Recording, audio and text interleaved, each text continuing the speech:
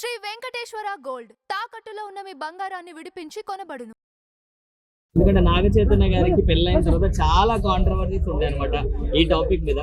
So final గా సమంత గారు పెళ్లి చేస్తున్నారు, ఎలా అనిపిస్తుంది? ఫస్ట్ ఆఫ్ ఆల్ నన్ను పిలవలేదని చాలా హర్ట్ అవుతున్నాను. యా, ఎందుకంటే అభిమానిగా చెప్పాలి కదా, అంత సడన్ గా పెళ్లి పెట్టుకుంటే ఎట్లా, కొంచెం హర్ట్ అయినా.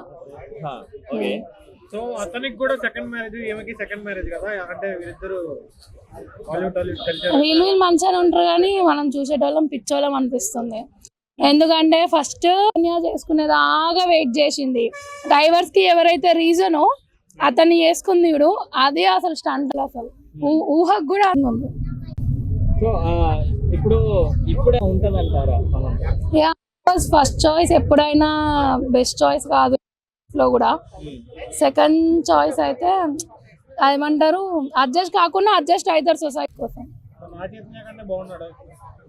యా, అఫ్ కోర్స్ అండి, హైట్, పర్సనాలిటీ, జిమ్ పర్సనాలిటీ కదా ఉంటాడు మినిమం.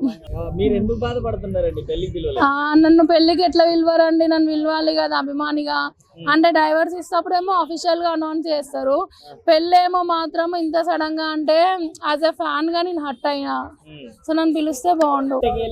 చాలా రోజుల నుంచి వెయిట్ చేస్తున్న ఒక రూమర్ నిజమైందని అనుకోవచ్చా? సమంత గారు పెళ్ళయింది? తప్పకుండా అయింది. ఇప్పుడు ఈ పెళ్లికి నాయకుల నోరులో అయితే మూతపడ్డాయి, వాళ్ళ నోటికైతే తాళం పడింది. ఎందుకంటే చాలా మంది గతంలో మనం చూసినట్టయితే రాజకీయ నాయకులందరూ కూడా సమంత గారి పైన అనేక రూమర్స్ చేయడం జరిగింది, అనేక విమర్శలు చేయడం జరిగింది. ఎప్పుడు కూడా సమంత గారు ఎప్పుడు కూడా స్పందించలేదు. అంటే ఈ పెళ్లితోటి వాళ్ళ నోరులో అయితే మూపించింది అనేది అయితే డెఫినెట్ గా అర్థమవుతుంది.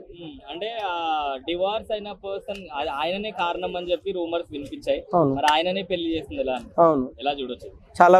చాలా బాగా అనిపిస్తుంది. ఒకవైపు ఏంటంటే ఇప్పుడు సమంత గారు ఒకరే కాదండి, రేణు దేశాయ్ గారు చేసుకున్నారు, అని ఇండస్ట్రీలో కొన్ని వందల మంది చేసుకున్నారండి రెండు పెళ్లిళ్ళు. ఈవెన్ నాగార్జున గారు కానీ చాలా మంది చేసుకున్నారు. సో దానిలో ఏముంది, తప్పేముంది? ప్రజాస్వామ్యంలో ఎవరికి నచ్చిన వాళ్ళు చేసుకుంటే రైట్స్ ఉన్నాయి. అదే అంటున్నా, చాలా మంది రెండు పెళ్లిళ్ళు చాలా మంది చేసుకున్నారు, తప్పేముంది దానిలా?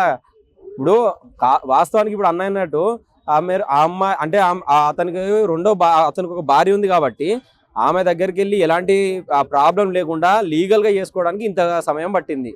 లేదంటే ఎప్పుడో చేసుకునే వాళ్ళు కదా. వాళ్ళ ఇప్పుడు భారతదేశంలో మన సంస్కృతి సాంప్రదాయాలు అందరికీ తెలిసినాయి, ఎవరికి కూడా ఇష్టం ఉండదు. ఇప్పుడు కృష్ణునికి రాధా అంటే ఇష్టం ఉంటుంది, కానీ కృష్ణుడి భార్య ఎవరు? రుక్మిణీదేవి. సో దేవతల నాలి మన సంస్కృతి సాంప్రదాయాలు ఎవరు కూడా ఏంటంటే ఇష్టం ఉన్నట్టుగా అది నడవదు. కొంచెం కష్టమైనప్పటికీ కూడా ఏమంటారు, కష్టంతో ఉండే కంటే ఇక సుఖంగా విడిపోవడమే మంచిది అనుకుని విడిపోయారు. సో వాళ్ళకి లేని బాధ ఏంటంటే పబ్లిక్ కలుగుతుంది. ఎంతసేపు ఎవరికైనా కూడా మన ఇండియాలో ఉన్న ఏంటంటే కొంతమందికి పబ్లిక్ లో వేరేటోన్ లైఫ్ లో తొంగి చూసడే మనకు ఉన్న బుద్ధి. అందుకే కదా ఇది అంతా రూమర్స్. ఎంతసేపు మన లైఫ్ మనం చూసుకోవాలని ఉండదు. వాన్ లైఫ్ ఎట్లుంది, వాన్ పిల్లం ఏం చేస్తుంది, వీని పిల్లం ఏం చేస్తుంది, వాడేం చేస్తున్నాడు అని, అదే కదా మన బుద్ధి. అందుకే ఇటు ఉంటున్నాం. ఇందులో నాగ చైతన్య గారు తప్పేం లేదా అనుకోవచ్చా? మరి నాగ చైతన్య తప్పనే ఏం లేదండి. ఇప్పుడు ఎవరైనా కూడా నేను ఏమంటున్నా, తప్పనే ఏమి ఉండదు, ఒప్పనే ఏమి ఉండదు. సో ఇప్పుడు ఒకప్పుడు ఫ్రెండ్షిప్ ఉన్నది, ఈ రోజు లవ్ కావచ్చు, ఈ రోజు లవ్ ఉన్నది, ఇప్పుడు విడాకులు అయిపోయినాయి. ఏముంటది? అప్పుడు ఎక్కడి వరకు ఉన్నదో వాళ్ళ స్టేజ్, వాళ్ళ ఫ్రెండ్షిప్ మనకు తెలియదు కదా. ఇప్పుడు నేను నా 10th క్లాస్లో ఒక అమ్మాయిని ఫ్రెండ్షిప్ చేసిన అమ్మాయితోటి ఇంటర్మీడియట్ గానే బాగా క్లోజ్ అయిన తర్వాత డిగ్రీలో లవ్ చేసుకున్నాం.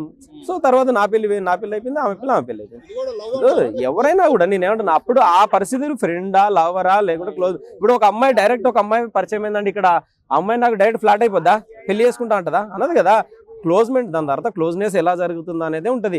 అంటే అతను ఎలా ఉంటుంది, అబ్బాయి ప్రవర్తన ఎలా ఉంటుంది అనేది దాని మీదనే ఉంటుంది స్టోరీ అంతా కూడా.